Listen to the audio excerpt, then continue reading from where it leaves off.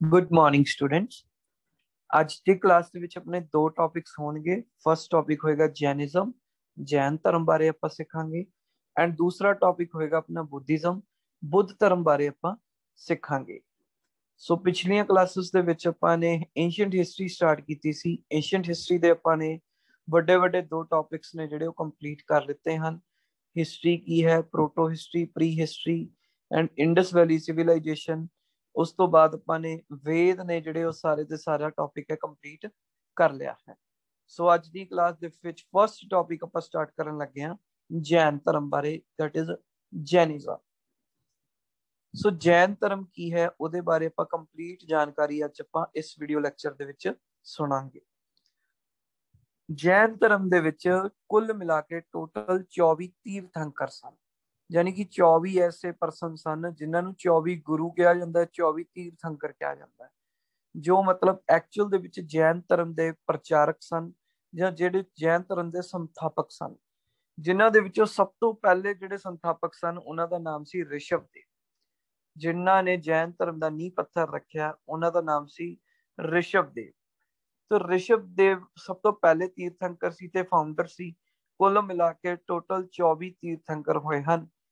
ਪਹਿਲੇ ਤੀਰਥੰਕਰ ਅਤੇ 22ਵੇਂ ਤੀਰਥੰਕਰ ਦੋਨਾਂ ਤੀਰਥੰਕਰਾਂ ਬਾਰੇ ਰਿਗਵੇਦ ਦੇ ਵਿੱਚ ਜ਼ਿਕਰ ਕੀਤਾ ਹੋਇਆ ਹੈ।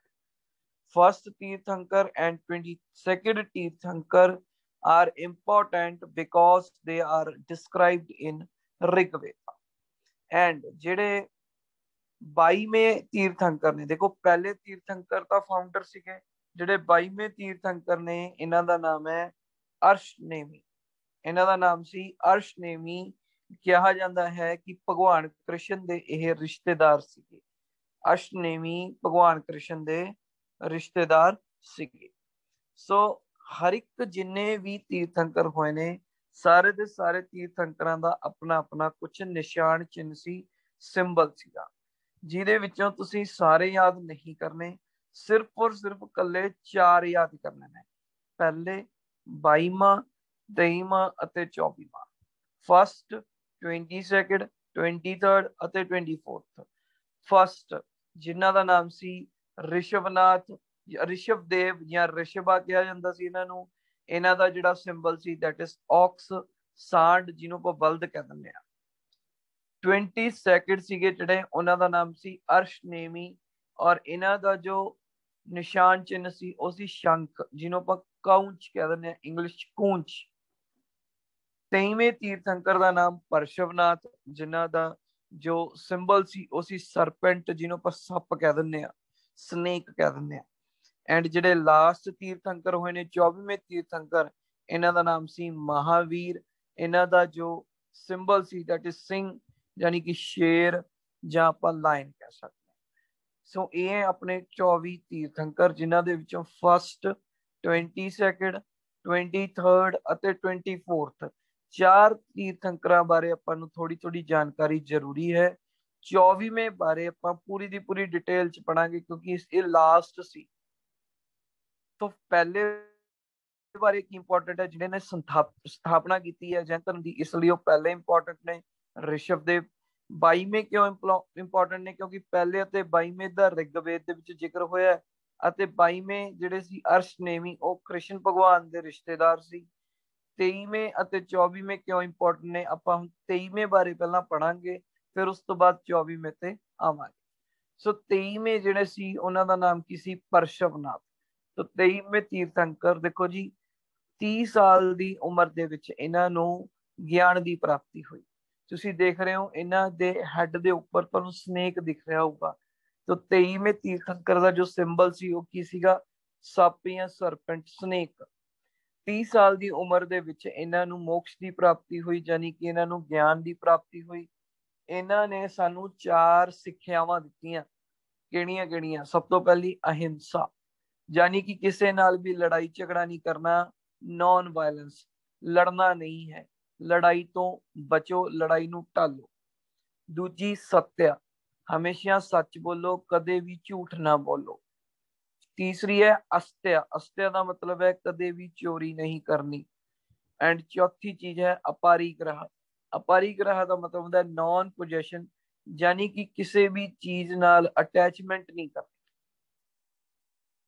सो ये 4 सिक्ख्यावां सानू 23वें तीर्थंकर परशवनाथ जी ने दित्तियां सीगीਆਂ, इसलिए ये इंपॉर्टेंट ने। इस तो बाद ਜਿਹੜੇ ਲਾਸਟ ਆਪਣੇ ਤੀਰਥੰਕਰ ਨੇ ਜਿਨ੍ਹਾਂ ਦਾ ਨਾਮ ਹੈ ਸਵਾਮੀ ਮਹਾਵੀਰ, ਇਹ 24ਵੇਂ ਅਤੇ ਆਖਰੀ ਤੀਰਥੰਕਰ ਨੇ। ਕਿਹਾ ਜਾਂਦਾ ਹੈ ਕਿ ਜੈਨ ਧਰਮ ਦੇ ਐਕਚੁਅਲ ਚ ਸੰਸਥਾਪਕ ਇਹ ਨੇ ਸਵਾਮੀ ਮਹਾਵੀਰ। ਇਹਨਾਂ ਨੇ ਕੀ ਕੀਤਾ, ਪਰਸ਼ਵਨਾਥ ਜੀ ਦੀਆਂ 4 ਸਿੱਖਿਆਵਾਂ ਦੇ ਵਿੱਚ ਇੱਕ ਪੰਜਵੀਂ ਸਿੱਖਿਆ ਜੋੜਤੀ। ਪੰਜਵੀਂ ਸਿੱਖਿਆ ਹੈ ਬ੍ਰਹਮਚਾਰੀ। ਕਿਉਂਕਿ ਆਪਾਂ ਹੁਣੀ ਇਹ ਚੀਜ਼ ਡਿਸਕਸ ਕਰਕੇ ਹਟੇ ਆ ਕਿ ਲਾਸਟ ਤੀਰਥੰਕਰ ਨੇ ਆਪਣੇ ਸਵਾਮੀ ਮਹਾਵੀਰ, ਤਾਂ ਇਹਨਾਂ ਦੇ ਬਾਰੇ ਆਪਾਂ ਨੂੰ ਫੈਮਿਲੀ ਬੈਕਗ੍ਰਾਉਂਡ ਜਾਣਨਾ ਜ਼ਰੂਰੀ ਹੈ। ਇਹਨਾਂ ਤੋਂ ਬਾਅਦ ਕੀ ਕੀ ਹੋਇਆ ਇਹਦੇ ਬਾਰੇ ਆਪਾਂ ਨੂੰ ਪਤਾ ਹੋਣਾ ਜ਼ਰੂਰੀ ਹੈ।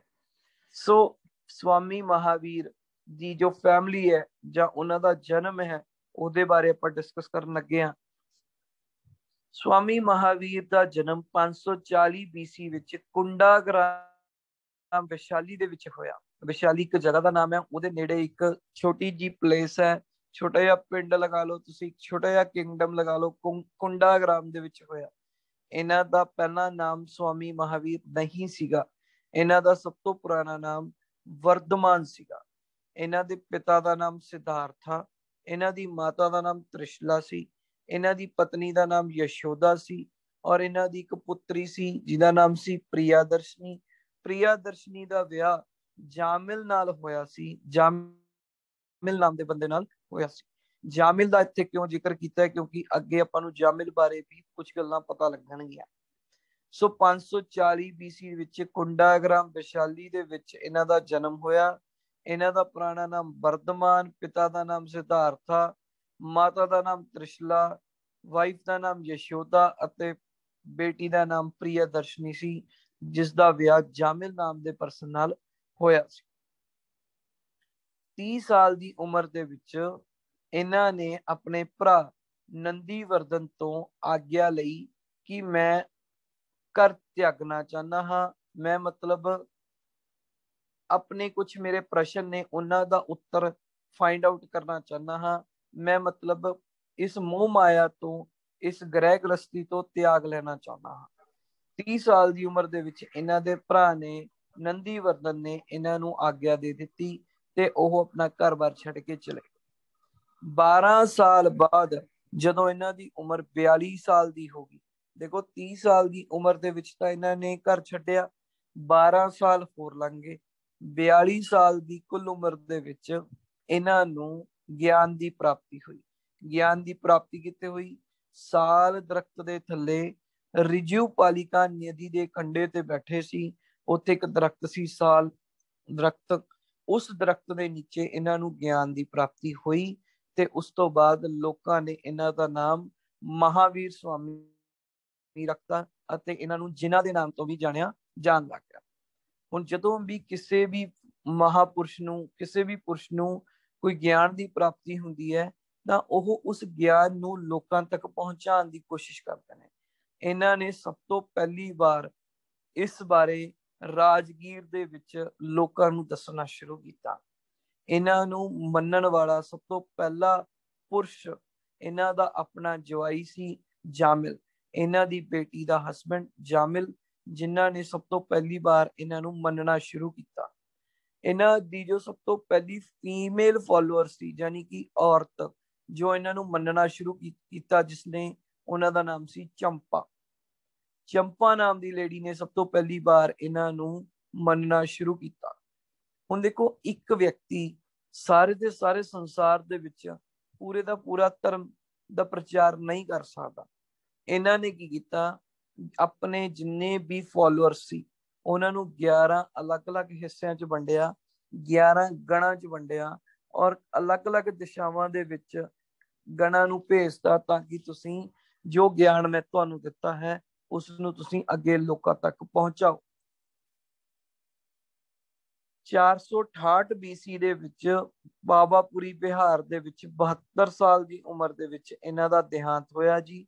ਐਂਡ ਇਹਨਾਂ ਦੀ ਦੇਹਾਂਤ ਤੋਂ ਬਾਅਦ ਜਿਹੜਾ ਪਹਿਲਾ ਉਪਦੇਸ਼ਕ ਬਣਿਆ उपदेशक कौन बनया? आर्या सुदामा। उपदेशक मतलब जो अगे ज्ञान नूं होर अगे फैलाऊगा, यानी कि उस गद्दी ते कौन बैठूगा। हुण 24वें तीर्थंकर लास्ट तीर्थंकर ਸੀ, ਉਸ ਤੋਂ ਬਾਅਦ ਜਿਹੜੇ ਵੀ ਇਹਨਾਂ ਦੇ ਗੁਰੂ ਹੋਏ ਨੇ ਉਹਨਾਂ ਨੂੰ ਉਪਦੇਸ਼ਕ ਕਿਹਾ ਜਾਂਦਾ ਹੈ। ਦੇਖੋ ਇਹਨਾਂ ਨੇ ਸਾਨੂੰ ਪੰਜ ਮਹਾਵਰਤ, ਜਿਹਨੂੰ ਆਪਾਂ ਪੰਜ व्रत ਕਹਿੰਦੇ ਸੀ, ਉਹ ਦਿੱਤੇ ਸੀ। ਅਹਿੰਸਾ, ਸਤਿਆ, ਅਸਤਿਆ, ਅਪਾਰੀਗ੍ਰਹ ਤੇ ਬ੍ਰਹਮਚਾਰੀ। ਇਸ ਤੋਂ ਇਲਾਵਾ ਇਹਨਾਂ ਨੇ ਸਾਨੂੰ 3 ਰਤਨ ਦਿੱਤੇ ਨੇ। ਜੈਨ ਧਰਮ ਦੇ 3 ਰਤਨ ਨੇ, ਜਿਨ੍ਹਾਂ ਨੂੰ ਟਰਾਈ ਰਤਨ ਕਿਹਾ ਜਾਂਦਾ ਹੈ। ਸਹੀ ਵਿਸ਼ਵਾਸ ਰੱਖਣਾ, ਸਹੀ ਗਿਆਨ ਹੋਣਾ ਅਤੇ ਸਹੀ ਕੰਮ ਕਰਨਾ। ਇਹ 3 ਆਪਾਂ ਨੂੰ ਇਹਨਾਂ ਨੇ 3 ਰਤਨ ਨੇ ਜਿਹੜੇ ਉਹ ਦਿੱਤੇ ਸਨ। ਇਸ ਤੋਂ ਇਲਾਵਾ ਜੈਨ ਧਰਮ ਨੂੰ 2 ਹਿੱਸਿਆਂ ਵਿੱਚ ਵੰਡਿਆ ਗਿਆ। ਕਿਹੜੇ ਕਿਹੜੇ 2 ਹਿੱਸੇ? 2 ਕੈਟੇਗਰੀਜ਼ ਬਣਾ ਦਿੱਤੀਆਂ ਗਈਆਂ, ਦਿਗੰਬਰ ਅਤੇ ਸ਼ਵੇਤੰਬਰ। ਦਿਗੰਬਰ ਉਹ ਹੁੰਦੇ ਨੇ ਜਿਹੜੇ ਕਿ ਕੱਪੜੇ ਨਹੀਂ ਪਾਉਂਦੇ ਜਾਂ ਸਫੇਦ ਕੱਪੜੇ ਪਾਉਂਦੇ ਨੇ, ਮੂੰਹ ਤੇ ਪੱਟੀਆਂ ਲੱਗੀਆਂ ਹੁੰਦੀਆਂ ਨੇ, ਉਹਨਾਂ ਨੂੰ ਦਿਗੰਬਰ ਕਹਿੰਦੇ ਨੇ। ਔਰ ਦਿਗੰਬਰ ਵਿਆਹ ਨਹੀਂ ਕਰਾਉਂਦੇ। ਸ਼ਤੰਬਰ ਉਹ ਹੁੰਦੇ ਨੇ ਜੋ ਵਿਆਹ ਕਰਾ ਲੈਂਦੇ ਨੇ, ਆਪਣੀ ਪੀੜ੍ਹੀ ਨੂੰ ਅੱਗੇ ਲੈ ਜਾਂਦੇ ਨੇ।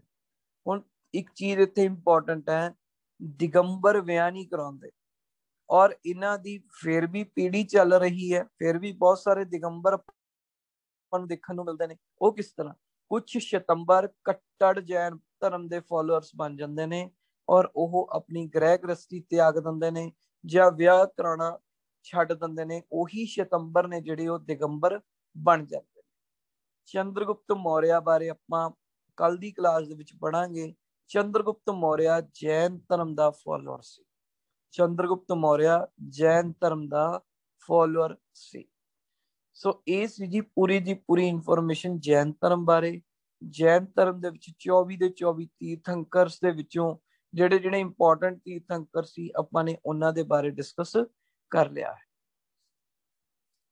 ਨੈਕਸਟ ਟੌਪਿਕ ਆਪਣਾ ਸਟਾਰਟ ਕਰਨ ਲੱਗਿਆ ਬੁੱਧ ਧਰਮ ਬਾਰੇ, ਦੈਟ ਇਜ਼ ਬੁੱਧਿਜ਼ਮ।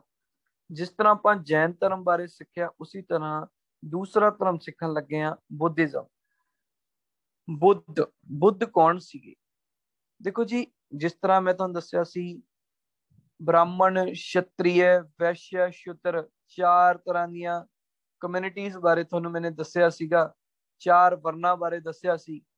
ਉਹਨਾਂ ਵਰਨਾਂ ਦੇ ਵਿੱਚੋਂ ਇੱਕ ਵਰਨ ਹੈ ਸ਼ਤਰੀਆ।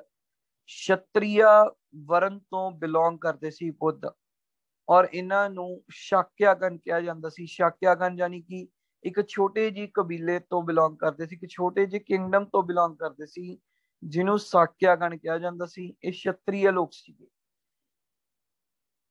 ਇਹਨਾਂ ਦਾ ਸਭ ਤੋਂ ਪੁਰਾਣਾ ਨਾਮ ਸਿਧਾਰਥਾ ਸੀ। ਸਭ ਤੋਂ ਪੁਰਾਣਾ ਨਾਮ ਕੀ ਸੀ? ਸਿਧਾਰਥਾ। ਉਸ ਤੋਂ ਬਾਅਦ ਇਹਨਾਂ ਦਾ ਨਾਮ ਗੌਤਮ ਰੱਖਿਆ ਗਿਆ। ਇਹਨਾਂ ਨੂੰ ਬੁੱਧ ਧਰਮ ਦਾ ਸੰਸਥਾਪਕ ਕਿਹਾ ਜਾਂਦਾ ਹੈ।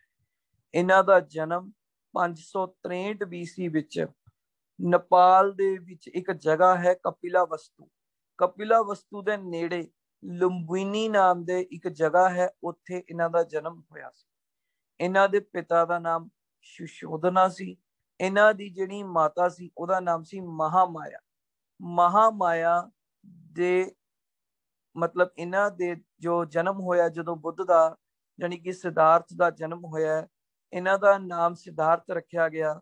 7 ਦਿਨਾਂ ਉਪਰੰਤ ਹੀ ਇਹਨਾਂ ਦੀ ਮਾਤਾ ਮਹਾਮਾਇਆ ਦਾ ਦੇਹਾਂਤ ਹੋ ਗਿਆ ਔਰ ਉਸ ਤੋਂ ਬਾਅਦ ਇਹਨਾਂ ਦੇ ਪਿਤਾ ਨੇ ਇੱਕ ਦੂਸਰਾ ਵਿਆਹ ਕਰਾਇਆ।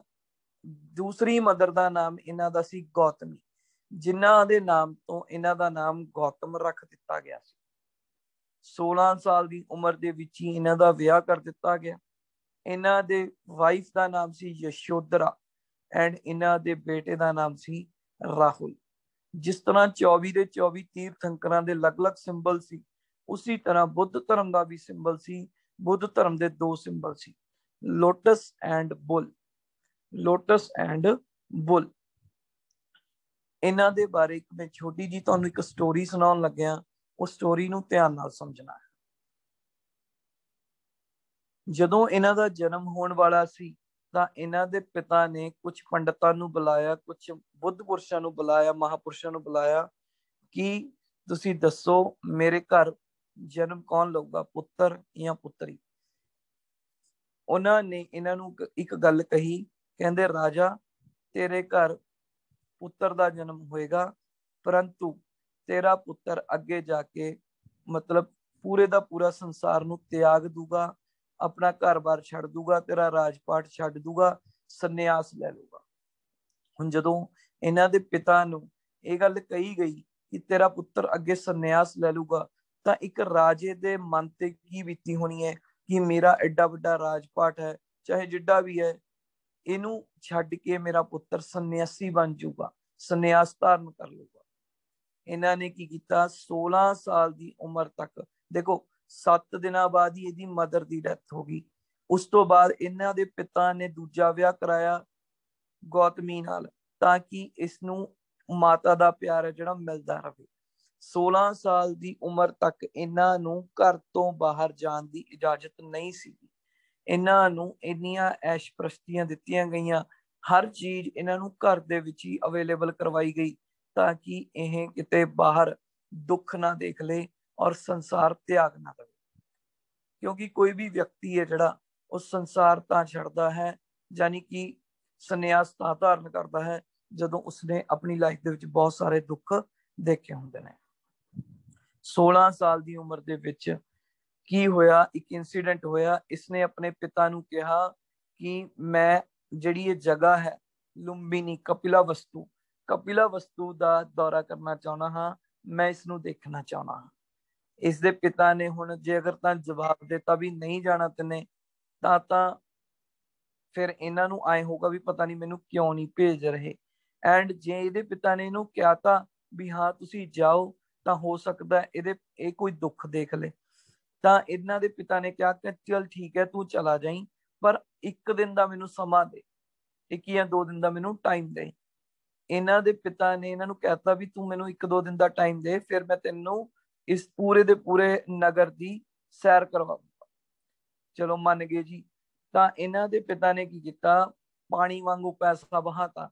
ਜਿੱਥੇ ਵੀ ਏਰੀਏ ਦੇ ਵਿੱਚ ਕੋਈ ਵੀ ਗਰੀਬ ਸੀ ਉਹਨੂੰ ਅਮੀਰ ਕਰਤਾ, ਕੋਈ ਵੀ ਕਿਸੇ ਵੀ ਪਰਸਨ ਨੂੰ ਕਿਸੇ ਵੀ ਤਰ੍ਹਾਂ ਦਾ ਦੁੱਖ ਤਕਲੀਫ ਸੀ ਉਹ ਸਾਰੀਆਂ ਤਕਲੀਫਾਂ ਦੂਰ ਕਰਤੀਆਂ, ਤਾਂ ਕਿ ਮੇਰਾ ਬੇਟਾ ਕੋਈ ਵੀ ਦੁੱਖ ਤਕਲੀਫ ਨਾ ਦੇਖ ਸਕੇ, ਉਹਨੂੰ ਇਹ ਨਾ ਹੋਵੇ ਕਿ ਮੈਂ ਸੰਨਿਆਸ ਲੈਣਾ ਹੈ। ਹੋਇਆ ਕਿ ਜੀ, ਜਦੋਂ ਇਹ 16 ਸਾਲ ਦੀ ਉਮਰ ਦੇ ਵਿੱਚ ਦੌਰੇ ਤੇ ਨਿਕਲਿਆ, ਇਹਦੇ ਨਾਲ ਇਹਦਾ ਜੋ ਰੱਥ ਚਾਲਕ ਸੀ, ਜੋ ਇਹਨਾਂ ਦਾ ਰੱਥ ਚਲਾਉਂਦਾ ਸੀ, ਉਹ ਇਹਨਾਂ ਦਾ ਮਿੱਤਰ ਸੀ, ਉਸਦਾ ਨਾਮ ਸੀ ਚੰਨਾ। ਉਸਦਾ ਨਾਮ ਕੀ ਸੀ, ਚੰਨਾ। ਸੋ ਇਹ ਚੰਨਾ ਦੇ ਨਾਲ ਰੱਥ ਤੇ ਬੈਠ ਕੇ ਕਪਿਲਾ ਵਸਤੂ ਦੀ ਸੈਰ ਕਰਨ ਵਾਸਤੇ ਨਿਕਲੇ। ਇਹਨਾਂ ਨੇ ਦੇਖਿਆ ਵੀ ਸਾਡੇ ਇੱਥੇ ਨਗਰ ਦੇ ਲੋਕ ਬਹੁਤ ਖੁਸ਼ ਨੇ, ਕਿਸੇ ਨੂੰ ਕੋਈ ਕਿਸੇ ਕਿਸਮ ਦਾ ਕੋਈ ਕਸ਼ਟ ਨਹੀਂ, ਸਾਰੇ ਦੇ ਸਾਰੇ ਪ੍ਰੋਪਰ ਨੇ, ਵਧੀਆ ਨੇ। ਤਾਂ ਜਦੋਂ ਇਹ ਕਪਿਲਾ ਵਸਤੂ ਦੀ ਹੱਦ ਤੱਕ ਪਹੁੰਚ ਜਾਂਦੇ ਨੇ, ਤਾਂ ਉਸ ਤੋਂ ਬਾਅਦ ਦੂਰ ਇਹਨਾਂ ਨੂੰ ਕੋਈ ਚੀਜ਼ ਦਿਖਦੀ ਹੈ। ਇੱਕ ਵਿਅਕਤੀ ਦਿਖਦਾ ਹੈ ਜੋ ਕਿ ਬਹੁਤ ਹੀ ਇੱਕ ਤਰ੍ਹਾਂ ਦਾ ਮਤਲਬ ਬਿਮਾਰ ਸੀਗਾ, ਬਿਮਾਰ ਵਿਅਕਤੀ ਦਿਖਦਾ ਹੈ। ਇਹਨਾਂ ਨੇ ਚੰਨਾ ਨੂੰ ਪੁੱਛਿਆ ਵੀ ਚੰਨਾ, ਇਹ ਵਿਅਕਤੀ ਕੌਣ ਹੈ, ਇਹ ਇਸ ਤਰ੍ਹਾਂ ਕਿਉਂ ਕੰਬ ਰਿਹਾ ਹੈ। ਤਾਂ ਚੰਨਾ ਨੇ ਕਿਹਾ ਕਿ ਮਹਾਰਾਜ ਆਪਾਂ ਨੂੰ ਇੱਥੇ ਤੱਕ ਹੀ ਆਉਣ ਦੀ ਆਗਿਆ ਹੈ, ਆਪਾਂ ਇਸ ਤੋਂ ਅੱਗੇ ਨਹੀਂ ਜਾਣਾ। ਪਰ ਇਹ ਨਹੀਂ ਮੰਨੇ, ਇਹ ਕਹਿੰਦੇ ਮੈਂ ਉਸ ਵਿਅਕਤੀ ਨੂੰ ਕੋਲ ਜਾ ਕੇ ਦੇਖਣਾ ਹੈ ਵੀ ਇਦਾਂ ਕਿਉਂ ਇਹਦੀ ਦੁਰਦਸ਼ਾ ਹੋਈ ਹੋਈ ਹੈ। ਚਲੋ ਕਾਫੀ ਮਤਲਬ ਆਪਸ ਦੇ ਵਿੱਚ ਗੱਲਬਾਤ ਕਰਨ ਤੋਂ ਬਾਅਦ ਧੱਕੇ ਨਾਲ ਇਹ ਅੱਗੇ ਚਲੇ ਜਾਂਦੇ ਨੇ। ਜਦੋਂ ਅੱਗੇ ਜਾਂਦੇ ਨੇ ਤਾਂ ਦੇਖਦੇ ਨੇ ਉੱਥੇ ਇੱਕ ਬਜ਼ੁਰਗ ਵਿਅਕਤੀ ਜਿਹੜਾ ਸੀ, ਬਹੁਤ ਬਿਮਾਰ ਸੀ, ਉਹ ਵਿਅਕਤੀ ਦਿਖਦਾ ਹੈ। ਤੇ ਚੰਨਾ ਨੂੰ ਪੁੱਛਦੇ ਨੇ, ਚੰਨਾ ਇਹ ਵਿਅਕਤੀ ਕੌਣ ਹੈ, ਇਹਨੂੰ ਕੀ ਹੋਇਆ। ਤਾਂ ਚੰਨਾ ਨੇ ਦੱਸਿਆ ਕਿ ਮਹਾਰਾਜ ਇਹ ਜਿਹੜਾ ਵਿਅਕਤੀ ਹੈ ਇਹ ਬਿਮਾਰ ਵਿਅਕਤੀ ਹੈ, ਇਸ ਨੂੰ ਰੋਗ ਲੱਗਿਆ ਹੋਇਆ ਹੈ। ਤਾਂ ਉਹਨਾਂ ਦੇ ਮਨ ਦੇ ਵਿੱਚ ਇੱਕ ਕੁਐਸਚਨ ਉੱਠਦਾ ਹੈ ਕਿ ਕਿਆ ਮੈਂ ਵੀ ਬਿਮਾਰ ਹੋ ਸਕਦਾ ਹਾਂ, ਕੀ ਮੇਰੇ ਪਿਤਾ ਜੀ ਵੀ ਬਿਮਾਰ ਹੋ ਸਕਦੇ ਨੇ। ਇਹਨਾਂ ਦੇ ਮਨ ਦੇ ਵਿੱਚ ਇਹ ਕੁਐਸਚਨ ਉੱਠਦਾ ਹੈ।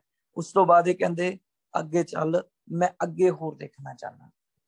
ਇਹ ਅੱਗੇ ਚਲੇ ਜਾਂਦੇ ਨੇ। ਉੱਥੇ ਇਹਨਾਂ ਨੂੰ ਇੱਕ ਬਹੁਤ ਹੀ ਵ੍ਰਿੱਧ ਵਿਅਕਤੀ ਦਿਖਦਾ ਹੈ, ਬਹੁਤ ਹੀ ਬਜ਼ੁਰਗ ਵਿਅਕਤੀ ਦਿਖਦਾ ਹੈ, ਜੋ ਉੱਠ ਨਹੀਂ ਸਕਦਾ, ਬੈਠ ਨਹੀਂ ਸਕਦਾ, ਖਾ ਨਹੀਂ ਸਕਦਾ, ਪੀ ਨਹੀਂ ਸਕਦਾ, ਬਹੁਤ ਹੀ ਬਜ਼ੁਰਗ ਵਿਅਕਤੀ। ਤਾਂ ਚੰਨਾ ਨੂੰ ਪੁੱਛਦੇ ਨੇ ਕਿ ਚੰਨਾ ਇਹ ਵਿਅਕਤੀ ਕੌਣ ਹੈ।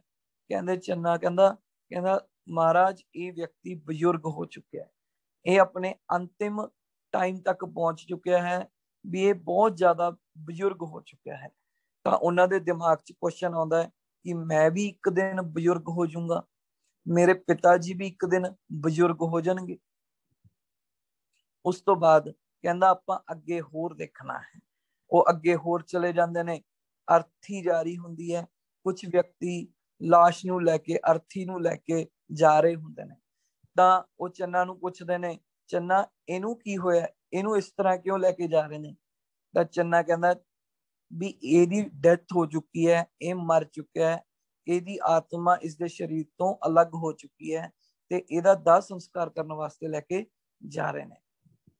ਤੇ ਉਸ ਤੋਂ ਬਾਅਦ ਇਹਦੇ ਦਿਮਾਗ ਦੇ ਵਿੱਚ ਕੁਐਸਚਨ ਆਉਂਦਾ ਇਹਨਾਂ ਦੇ ਚ ਕਿ ਇੱਕ ਦਿਨ ਮੈਂ ਵੀ ਮਰ ਜਾਊਂਗਾ, ਇਸੇ ਤਰ੍ਹਾਂ ਲੋਕ ਮੈਨੂੰ ਵੀ ਲੈ ਕੇ ਜਾਣਗੇ, ਕਿਆ ਮੇਰੇ ਪਿਤਾ ਜੀ ਵੀ ਮਰ ਜਾਣਗੇ, ਅਸੀਂ ਵੀ ਉਹਨਾਂ ਨੂੰ ਇਸ ਤਰ੍ਹਾਂ ਲੈ ਕੇ ਜਾਵਾਂਗੇ। ਬਹੁਤ ਜ਼ਿਆਦਾ ਦੁਖੀ ਹੋ ਰਿਹਾ ਇਸ ਸਮੇਂ। ਉਸ ਤੋਂ ਬਾਅਦ ਕਹਿੰਦਾ ਆਪਾਂ ਹੋਰ ਅੱਗੇ ਜਾਣਾ। ਜਦੋਂ ਅੱਗੇ ਜਾਂਦਾ ਤਾਂ ਇਸ ਨੂੰ ਇੱਕ ਟੋਲੀ ਦਿਖਦੀ ਹੈ ਜਿਹਦੇ ਵਿੱਚ ਕੁਝ ਸੰਨਿਆਸੀ ਹੁੰਦੇ ਨੇ ਔਰ ਉਹ ਆਪਣੇ ਪ੍ਰਸ਼ਨਾਂ ਦੇ ਉੱਤਰ ਲੱਭਣ ਵਾਸਤੇ ਥਾਂ ਥਾਂ ਤੇ ਭਟਕ ਰਹੇ ਹੁੰਦੇ ਹਨ। ਤੇ ਇਹ ਚੰਨਾ ਨੂੰ ਪੁੱਛਦੇ ਨੇ, ਚੰਨਾ ਇਹ ਲੋਕ ਕੌਣ ਹਨ? ਤਾਂ ਚੰਨਾ ਕਹਿੰਦਾ ਵੀ ਇਹ ਲੋਕ ਸੰਨਿਆਸੀ ਹਨ। ਐਕਚੁਅਲ ਦੇ ਵਿੱਚ ਉਹਨਾਂ ਨੂੰ ਜਾ ਕੇ ਪੁੱਛਦੇ ਨੇ ਵੀ ਤੁਸੀਂ ਲੋਕ ਕੌਣ ਹੋ, ਤੁਸੀਂ ਇੱਥੇ ਕੀ ਕਰ ਰਹੇ ਹੋ? ਤਾਂ ਉਹ ਲੋਕ ਉਹਨਾਂ ਨੂੰ ਕਹਿੰਦੇ ਨੇ, ਚੰਨਾ ਨੂੰ, ਇਹਨਾਂ ਨੂੰ ਕਹਿੰਦੇ ਨੇ ਕਿ ਅਸੀਂ ਸੰਨਿਆਸੀ ਹਾਂ, ਸਾਡੇ ਜਿਹੜੇ ਮਨ ਦੇ ਪ੍ਰਸ਼ਨ ਨੇ ਜਿਨ੍ਹਾਂ ਦੇ ਉੱਤਰ ਸਾਨੂੰ ਕੋਈ ਨਹੀਂ ਦੇ ਸਕਿਆ, ਅਸੀਂ ਉਹਨਾਂ ਉੱਤਰਾਂ ਨੂੰ ਫਾਈਂਡ ਆਊਟ ਕਰਨ ਦੀ ਕੋਸ਼ਿਸ਼ ਕਰ ਰਹੇ ਹਾਂ। ਤਾਂ ਉਸ ਤੋਂ ਬਾਅਦ ਇਹ ਕਹਿੰਦੇ ਵੀ ਚੰਨਾ ਬਸ ਹੁਣ ਆਪਾਂ ਵਾਪਸ ਜਾਣਾ ਹੈ। ਹੁਣ ਉਹ ਵਾਪਸ ਜਦੋਂ ਆਉਂਦੇ ਨੇ ਤਾਂ ਉਸ ਤੋਂ ਪਹਿਲਾਂ ਰਾਜੇ ਨੂੰ, ਯਾਨੀ ਕਿ ਇਹਨਾਂ ਦੇ ਫਾਦਰ ਨੂੰ ਪੂਰੀ ਦੀ ਪੂਰੀ ਇਨਫੋਰਮੇਸ਼ਨ ਮਿਲ ਚੁੱਕੀ ਹੁੰਦੀ ਹੈ ਕਿ ਮੇਰਾ ਪੁੱਤਰ ਲੁੰਬੀਨੀ ਕਪਿਲਾ ਵਸਤੂ ਤੋਂ ਅੱਗੇ, ਲੁੰਬੀਨੀ ਤੋਂ ਅੱਗੇ ਜਾ ਆਇਆ ਹੈ, ਯਾਨੀ ਕਿ ਉਹ ਦੇਖ ਚੁੱਕਿਆ ਹੈ ਕਿ ਪੂਰੇ ਦਾ ਪੂਰਾ ਦੁੱਖ ਕੀ ਹੁੰਦਾ ਸੰਸਾਰ ਦੇ ਵਿੱਚ। ਸੋ 16 ਸਾਲ ਦੀ ਉਮਰ ਦੇ ਵਿੱਚ ਜਦੋਂ ਇਹ ਵਾਪਸ ਆਉਂਦੇ ਨੇ, ਨਾਲ ਦੀ ਨਾਲ ਇਹਨਾਂ ਦੇ ਪਿਤਾ ਜੀ ਇਹਨਾਂ ਦੀ ਵਿਆਹ ਕਰਾ ਦਿੰਦੇ ਨੇ ਤਾਂ ਕਿ ਇਹ ਗ੍ਰਹਿ ਗ੍ਰਸਤੀ ਚ ਉਲਝ ਜੇ ਔਰ ਇਹ ਜਿਹੜੀਆਂ ਚੀਜ਼ਾਂ ਦੇਖ ਕੇ ਆਇਆ ਉਹ ਸਾਰੀਆਂ ਦੀਆਂ ਸਾਰੀਆਂ ਚੀਜ਼ਾਂ ਭੁੱਲ ਜੇ। ਕਿਉਂਕਿ ਇਹਨਾਂ ਦੇ ਜਨਮ ਤੋਂ ਪਹਿਲਾਂ ਪੰਡਤਾਂ ਨੇ ਕਿਹਾ ਸੀ ਕਿ ਤੇਰਾ ਮੁੰਡਾ ਸੰਨਿਆਸੀ ਬਣੂਗਾ। ਇਹਨਾਂ ਦੇ ਪਿਤਾ ਦੇ ਦਿਮਾਗ ਦੇ ਵਿੱਚ ਉਹੀ ਡਰ ਸੀ ਕਿ ਕਿਤੇ ਮੇਰਾ ਬੇਟਾ ਸੰਨਿਆਸੀ ਨਾ ਬਣ ਜਾਏ। 16 ਸਾਲ ਦੀ ਉਮਰ ਚ ਵਿਆਹ ਹੋਇਆ, ਪਰੰਤੂ ਫਿਰ ਵੀ ਇਹ ਉਹਨਾਂ ਦਾ ਮਨ ਵਿਚਲਿਤ ਸੀ, ਉਹੀ ਪ੍ਰਸ਼ਨ ਬਾਰ-ਬਾਰ ਇਹਨਾਂ ਦੇ ਸਾਹਮਣੇ ਆਉਂਦੇ ਸਨ। ਸੋ 29 ਸਾਲ ਦੀ ਉਮਰ ਦੇ ਵਿੱਚ ਇਹਨਾਂ ਨੇ ਆਪਣਾ ਘਰ ਛੱਡਤਾ। ਸੁੱਤੀ ਪਈ ਵਾਈਫ ਅਤੇ ਬੇਟੇ ਨੂੰ ਛੱਡ ਕੇ ਇਹ 29 ਸਾਲ ਦੀ ਉਮਰ ਦੇ ਵਿੱਚ ਆਪਣਾ ਘਰ-ਬਾਰ ਛੱਡ ਕੇ ਚਲੇ ਜਾਂਦੇ ਨੇ ਆਪਣੇ ਪ੍ਰਸ਼ਨਾਂ ਦੇ ਉੱਤਰ ਲੱਭਣ ਵਾਸਤੇ। ਇਸ ਚੀਜ਼ ਨੂੰ ਮਹਾ ਵਿਸ਼ਕਰਮਨਾ ਕਿਹਾ ਜਾਂਦਾ ਹੈ। ਮਹਾ ਵਿਸ਼ਕਰਮਨਾ, ਜਦੋਂ ਕਿਸੇ ਨੇ ਘਰ ਤਿਆਗਿਆ ਉਸ ਨੂੰ ਮਹਾ ਵਿਸ਼ਕਰਮਨਾ ਕਿਹਾ ਗਿਆ ਹੈ। ਸੋ ਬੁੱਧ ਧਰਮ ਨੇ, ਜਦੋਂ ਬੁੱਧ ਜੀ ਨੇ ਆਪਣਾ ਘਰ ਤਿਆਗਿਆ 29 ਸਾਲ ਦੀ ਉਮਰ ਦੇ ਵਿੱਚ ਆਪਣੇ ਪ੍ਰਸ਼ਨਾਂ ਦੇ ਉੱਤਰ ਲੱਭਣ ਵਾਸਤੇ, ਇਸ ਚੀਜ਼ ਨੂੰ ਮਹਾ ਵਿਸ਼ਕਰਮਨਾ ਕਿਹਾ ਗਿਆ ਹੈ। 6 ਸਾਲ ਬਾਅਦ 35 ਸਾਲ ਦੀ ਉਮਰ ਦੇ ਵਿੱਚ ਬਿਹਾਰ ਦੇ ਵਿੱਚ ਜਗ੍ਹਾ ਹੈ ਗਿਆ ਜੀ, ਉੱਥੇ ਇੱਕ ਦਰਖਤ ਲੱਗਿਆ ਹੋਇਆ ਸੀ ਜਿਸ ਨੂੰ ਬੁੱਧ ਦਰਖਤ ਜਾਂ ਉਸ ਨੂੰ ਪਿੱਪਲ ਦਾ ਦਰਖਤ ਕਿਹਾ ਜਾਂਦਾ ਹੈ। ਉਸ ਦਰਖਤ ਦੇ ਥੱਲੇ ਇਹਨਾਂ ਨੂੰ ਵਿਸ਼ਾਖ ਪੂਰਨਿਮਾ ਵਾਲੇ ਦਿਨ ਗਿਆਨ ਦੀ ਪ੍ਰਾਪਤੀ ਹੋਈ। ਇਹਨਾਂ ਨੂੰ ਆਪਣੇ ਸਾਰੇ ਦੇ ਸਾਰੇ ਪ੍ਰਸ਼ਨਾਂ ਦੇ ਉੱਤਰ ਮਿਲ ਗਏ। ਇਹਨਾਂ ਦੇ ਪ੍ਰਸ਼ਨ ਕੀ ਸੀਗੇ ਮਾਈਂਡ 'ਚ? ਕਿ ਮੈਂ ਵੀ ਬਿਮਾਰ ਹੋ ਜਾਊਂਗਾ, ਕਿ ਮੈਂ ਵੀ ਬਜ਼ੁਰਗ ਹੋ ਜਾਊਂਗਾ, ਕਿਆ ਮੈਂ ਵੀ ਮਰ ਜਾਊਂਗਾ?